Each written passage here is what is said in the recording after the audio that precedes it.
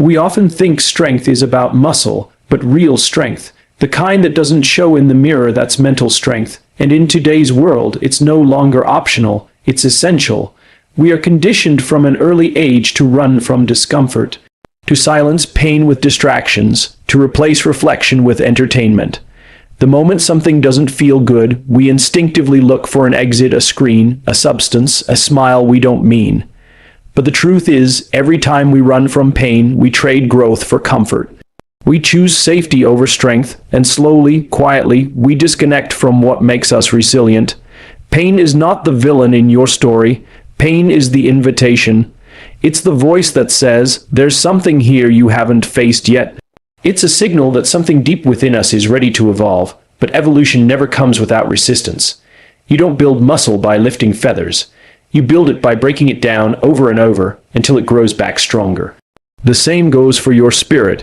It's forged not in the easy moments, but in the hard ones, the nights when you can't sleep, the days when you want to quit, the seasons where nothing makes sense but you keep showing up anyway. There's a man who lived this truth, David Goggins. In 2007, he was nearly 300 pounds, buried beneath the weight of trauma, abuse, and despair. The world had written him off. People told him what he couldn't do, what he'd never be. But instead of letting that define him, he used it. He leaned into the pain that most of us try to hide from. He didn't run from it, he ran with it. He carried it mile after mile, push-up after push-up, through broken bones and bleeding feet. And in doing so, he rewrote his identity. He didn't just become a Navy SEAL. He became someone who proved that the human spirit is far more powerful than any circumstance. This isn't a story about Goggins. This is a story about you. Because the truth is, you don't need to be a SEAL to face your pain. You don't need a battlefield to become a warrior. Life will give you your own battles: heartbreak, rejection, loss, failure. And in those moments, you'll be given a choice. Will you numb it or will you use it? Will you hide or will you rise? Growth doesn't happen on the sunny days. It happens in the dark. It happens when you feel like you're breaking, but you don't. When your voice shakes, but you speak. When your legs tremble, but you stand. The next time you're in pain, don't ask why me. Ask, what is this trying to teach me? Because the pain you feel today might just be the strength you carry tomorrow. And when you embrace it fully, you'll discover a version of yourself that was never meant to be avoided but uncovered. We often mistake mental strength for some rigid, iron-willed armor, like gritting your teeth and pushing through, no matter the cost. But real strength doesn't come from clenching your fists. It doesn't live in the moments you appear unbreakable. It lives in the moments when you're cracked open and you still choose to show up. That kind of strength. It's not found in noise or bravado. It's born quietly in the presence of purpose, in the knowing, deep, soul-level knowing of why you keep going when everything tells you to stop. There's something sacred about having a reason. A why, when your knees are shaking and your voice trembles and life doesn't make sense, your why can whisper to you this matters. It becomes the thread that holds you together when everything else falls apart. Viktor Frankl, a man who endured the unimaginable, who stared into the abyss of human cruelty and still chose meaning, understood this better than most. He said, "Those who have a why to live can bear almost any how." That isn't philosophy. That's survival. That's power. Mental strength doesn't mean pretending to be okay when you're not. It means having something so meaningful, so deeply rooted within you, that you're willing to feel the pain, willing to wrestle with the chaos, willing to take the hit, and still rise, not because you enjoy the struggle, but because what you're fighting for is worth it. The truth is, pain without purpose is just suffering. But pain with purpose, that's growth. That's transformation. That's how mountains are moved and legacies are born. If you don't define what you stand for, life will define it for you. And life, as beautiful as it can be, is also a storm, unpredictable, harsh, sometimes cruel. If you walk into that storm without knowing what anchors you, it will toss you like driftwood. But when you've defined your why, when you've rooted yourself in something unshakable, whether it's your children, your faith, your vision, your truth, then the storm becomes something else. It becomes the proving ground, not of your pain, but of your purpose.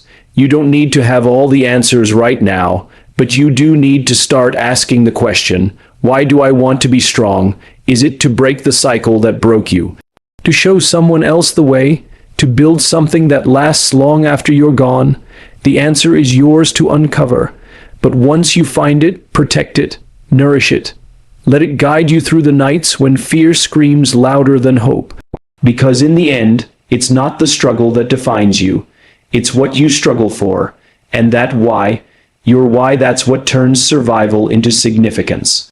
Every day, whether we're walking into a meeting, facing a mirror, or simply sitting in silence, there's a voice that speaks up long before anyone else does. It's persistent, it's familiar, and for most of us, it isn't very kind. You're not ready. You always mess this up. Why even try? It doesn't shout, it whispers, just loud enough to chip away at our confidence, our momentum, our belief in what's possible. Now imagine this. Science shows we have about 60 zero thoughts every single day. And 80% of those thoughts are negative. That means tens of thousands of moments every day where we're quietly convincing ourselves that we're not enough. No enemy, no rival, no critic on the outside can do as much damage as the voice we've allowed to thrive inside our own heads. And yet, we rarely question it. We take it as truth, but it's not.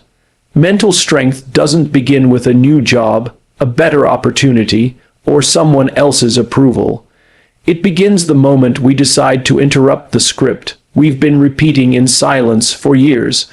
The real battlefield is not out there, it's in here, in the space between our ears, in the echo chamber of our own mind. Think about it. Every great change in human history started with a single belief. A seed planted in the soul, a defiance of doubt. Muhammad Ali didn't wait for the world to label him as the greatest. He told the world, but more importantly, he told himself, I am the greatest. He declared long before the evidence existed, not as a boast, but as a necessity, because if he hadn't believed it first, no one else would have. He wasn't speaking arrogance, he was speaking life into himself. So, when that inner critic rears its head, don't just listen. Respond, don't just absorb, engage, talk back with truth, with clarity, with compassion. Tell yourself, I've done hard things before, I can do them again. Say, I'm growing, I'm learning, I'm not stuck. Because the words we speak to ourselves are not just commentary, they're blueprints. They build our identity, they shape our future. This isn't about toxic positivity or pretending things are fine when they're not. It's about replacing lies with truth, replacing defeat with determination. The world will try to define you, life will test you, but in those quiet, private moments, the ones no one else sees, that's where you decide who you are. If you wouldn't speak to someone you love the way you speak to yourself, it's time to change the conversation. Start small, start honest, but start, because the greatest power you'll ever possess isn't outside. It's the voice within, and when you learn to master that voice, everything changes. People often say, I just don't feel like it. As if that settles it. As if feelings get to dictate our actions. But the truth is, the life we want doesn't care how we feel in the moment. Growth doesn't wait for us to feel inspired. Achievement doesn't pause while we search for motivation. The hard truth is this. It's not about how you feel, it's about what you do in spite of how you feel. Mental strength is forged, not when everything is easy and aligned, but when everything inside of you wants to say no, and you say yes anyway. It's forged in the quiet, unseen moments, when no one is watching, when no one is cheering, when it would be easier to quit, but something in you decides not to. That's the kind of strength that lasts. And it doesn't come from motivation, it comes from discipline. Motivation is beautiful, but it's fleeting. It's a spark, exciting, bright, and momentary. But what keeps the fire burning when the wind howls, when life gets heavy, when everything inside of you whispers, stay in bed? Or take the day off, that's discipline. Discipline is the long burn, the deep, steady flame that doesn't need applause or adrenaline. It just keeps going and going. You don't rise to the level of your goals, you fall to the level of your systems. Your habits, your rituals, those quiet, consistent actions that seem insignificant in the moment, but stack up into something extraordinary. It's easy to dream big, It's easy to imagine success, but dreaming doesn't make it real.